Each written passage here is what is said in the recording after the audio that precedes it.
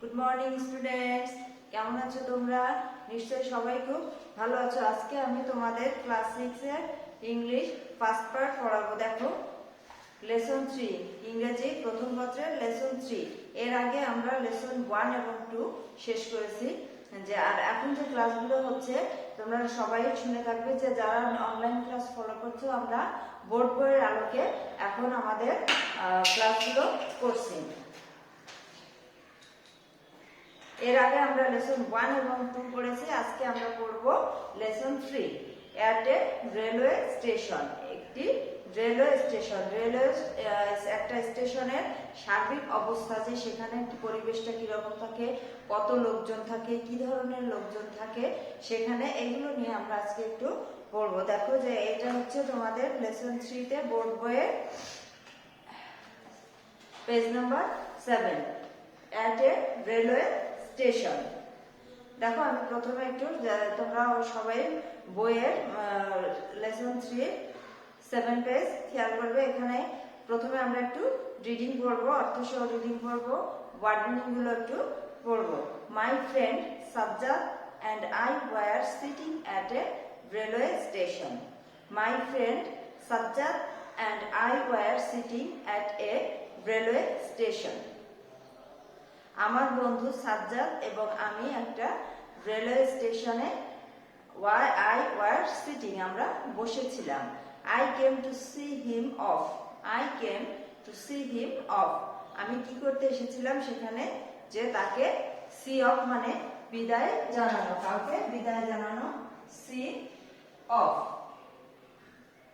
এটার অর্থ হচ্ছে কাউকে বিদায় জানানো।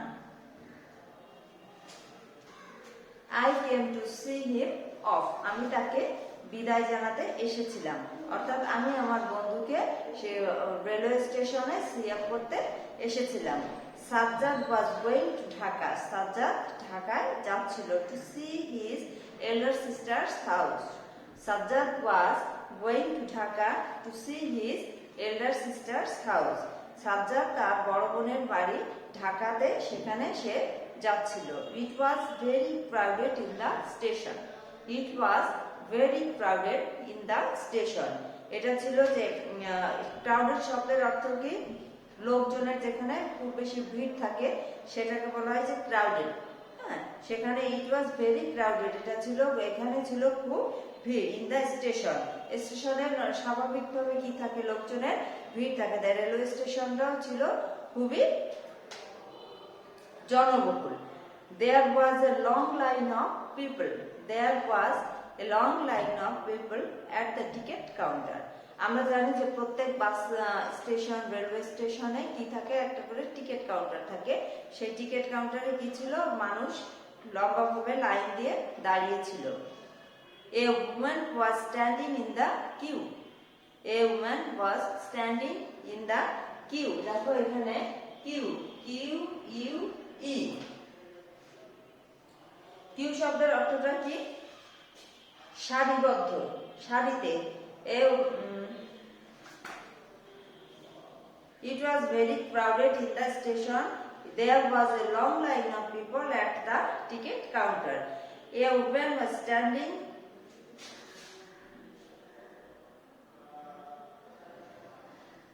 কিউ শব্দের অর্থটা হচ্ছে সারি, সারি বা সারিবদ্ধ, সারি বা সারিবদ্ধ। লোকজন যে দাঁড়িয়ে ছিল সেখানে যে একটা মহিলা ছিল। A woman was standing in the queue. She was holding her child's hand tightly. She was holding her child's hand tightly. তিনি কি করছিলেন? তার সঙ্গে তার ছেলে অথবা মেয়ে ছিলেন, তার হাতটা শক্ত করে ধরে রেখেছিলেন। A group of young people was talking loudly. A group of young people was talking loudly. যে একদল ইয়াং লোকজন ছিল সেখানে, যারা খুব লাউডলি, উচ্চস্বরে কথা বলছিল। And drinking tea in front of a tea stall.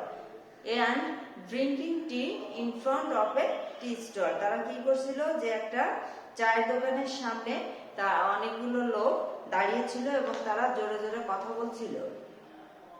And old couple was trying to find a quiet place. An old couple was trying to find a quiet place to sit down and take rest. কি হলো এই লাইনটা? An old people was trying a quiet place. Quiet place means একটা নির্জন বা কোলাহলমুক্ত জায়গা খুঁজছিলেন কারা? যে an old couple, যে বৃদ্ধ দম্পতি, তারা কি করছিলেন? এই রেলওয়ে স্টেশনে একটা নির্জন জায়গা খুঁজছিলেন বিশ্রাম নেওয়ার জন্য। The waiting room was crowded too. The waiting room was crowded too. যে প্রত্যেকটা বাস স্টেশনে, রেলওয়ে স্টেশনে একটা ওয়েটিং রুম থাকে, যেখানে কি করে যে যাত্রীরা তাদের কিছুক্ষণের জন্য ওয়েট করতে পারে, যতক্ষণ না তাদের সেই গাড়িটা না আসে। এই জন্য তার প্রত্যেকটা স্টেশনে একটা করে বিশ্রামাগার বলা হয় বা ওয়েটিং রুম, যেখানে তারা কি করে যে যাত্রীরা অপেক্ষা করে। সেই রুমটাও ছিল খুবই জনবহুল, ক্রাউডেড টু, সেখানেও খুব ভিড় ছিল। I saw one man who was trying to carry 3 heavy suitcases. I saw one man who was trying to carry 3 heavy suitcases. যে আমি একটা লোককে দেখলাম যে কি করছিল? 3টি ভারী সুটকেস বহন করছিল। A young lady was sitting on a bench. A young lady was sitting on a bench with her luggage at one corner. সেখানে কি ছিল? যে সেখানে আরো কি দেখা গেল? যে একটা ইয়াং লেডি যে তার ব্যাগপত্র নিয়ে একটা বেঞ্চের এক কর্নারে বসেছিলেন। She was reading a magazine. তিনি কি করছিলেন? একটা magazine পড়ছিলেন। My friend and I stood near a newspaper stall. My friend and I were stood near a newspaper stall and watching the crowded area and watching the crowd around. আমার বন্ধু এবং আমি কি করছিলাম? যে নিকটস্থ একটা সংবাদপত্রের দোকানের সামনে দাঁড়িয়েছিলাম এবং কথা বলছিলাম, আর চারিপাশের যে এই অবস্থাটা আমরা লক্ষ্য করছিলাম। Soon my friends started to leave. Soon my friends started to leave.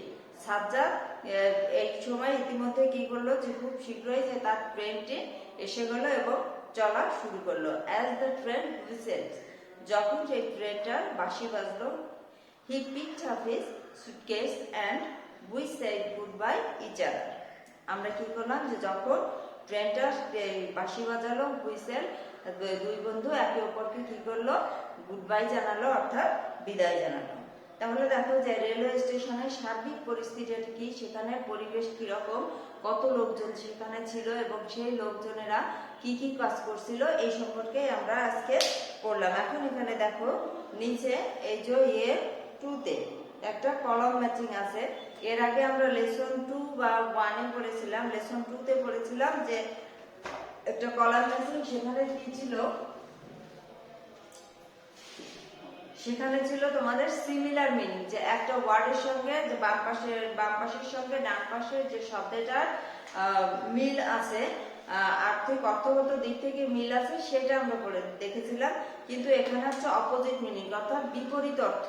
হ্যাঁ, যে বাম পাশের সঙ্গে ডান পাশের যে শব্দটার বিপরীত অর্থের সঙ্গে মিল আছে, সেটা আমাদের লিখতে হবে। যেমন কি? যে match a word from column A with a word in column B that has an opposite meaning. অর্থাৎ বাম পাশের সঙ্গে ডান পাশের যে শব্দগুলোর বিপরীতার্থক মিল আছে, সেই শব্দগুলো আমরা লিখব। যেমন কি কলাম এ তে প্রথমটা আছে সি অফ। দেখো কলাম এ, কলাম বি, প্রথমটা আছে সি অফ। সি অফ শব্দের অর্থ কি আমরা জানি? বিদায় জানানো। তাহলে এর অপোজিট ওয়ার্ড আমাদের বইতে আছে। দেখো এখানে ডান পাশে আছে লাইট আছে, dizzy, receive, drop and short. তাহলে সি অফ বিদায় জানানো, এখানে আমাদের বলছে অপোজিট মিনিং। অপোজিট মিনিংটা কি হবে? তাহলে আমরা এখানে এই যে কলাম বি তে আমরা কি লিখতে পারি? রিসিভ, সি অফ রিসিভ। নেক্সট আছে লং। লং শব্দের অর্থ কি? লম্বা।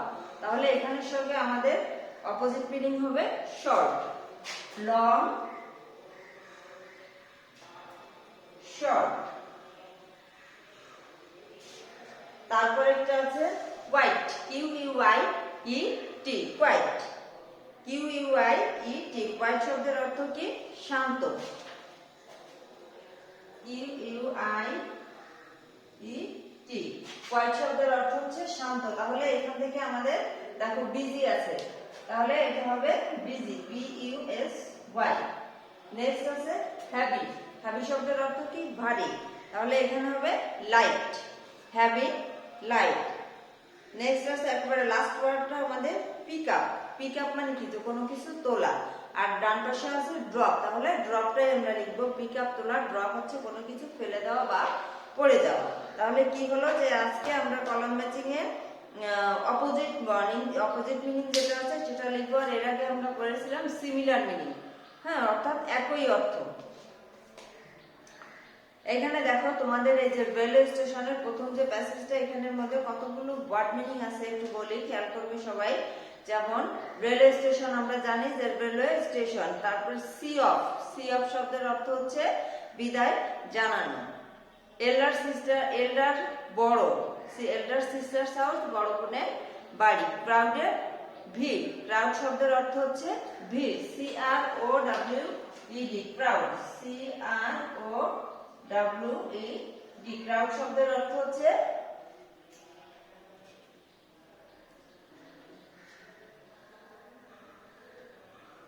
ক্রাউড শব্দের অর্থ হচ্ছে ভিড়।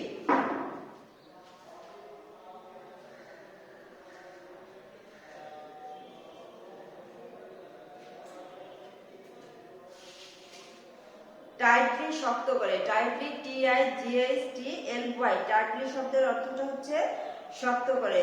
কিউ শব্দের অর্থ সারিবদ্ধ, কিউ শব্দের অর্থ কি? সারিবদ্ধ, কিউ শব্দের অর্থটা হচ্ছে সারিবদ্ধ,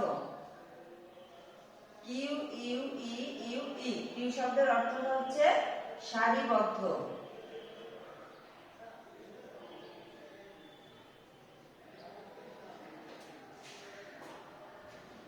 লাউডলি, উচ্চ স্বরে, লাউডলি শব্দের অর্থ হচ্ছে উচ্চ স্বরে। তারপরে দেখো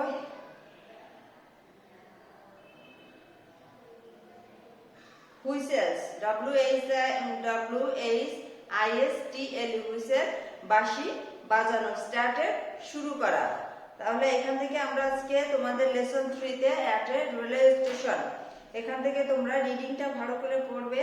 এবং এই যে নিচে যে দেখো কলাম ম্যাচিং এ অপোজিট ওয়ার্ড, অপোজিট মিনিং যেটা, এইগুলা, এবং এখান থেকে একটা প্যারাগ্রাফের মতো আসতে পারে। সবাই যে বাসায় বসে এই অ্যাট এ রেলওয়ে স্টেশন, মনে করো যে তোমাদের একটা প্যারাগ্রাফ এসেছে অ্যাট এ রেলওয়ে স্টেশন, সেখানে তোমরা কি লিখতে পারো?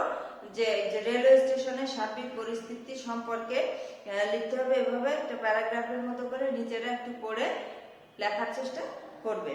আজকে এ পর্যন্তই, পরবর্তী ক্লাসে আমরা আবার তোমাদের সঙ্গে দেখা হবে। সবাই অনলাইন ক্লাস ফলো করবে এবং সেই অনুসারে পাশাপাশি পড়াশোনা করবে। আজকে এ পর্যন্তই তোমাদের ক্লাস। ধন্যবাদ সবাইকে।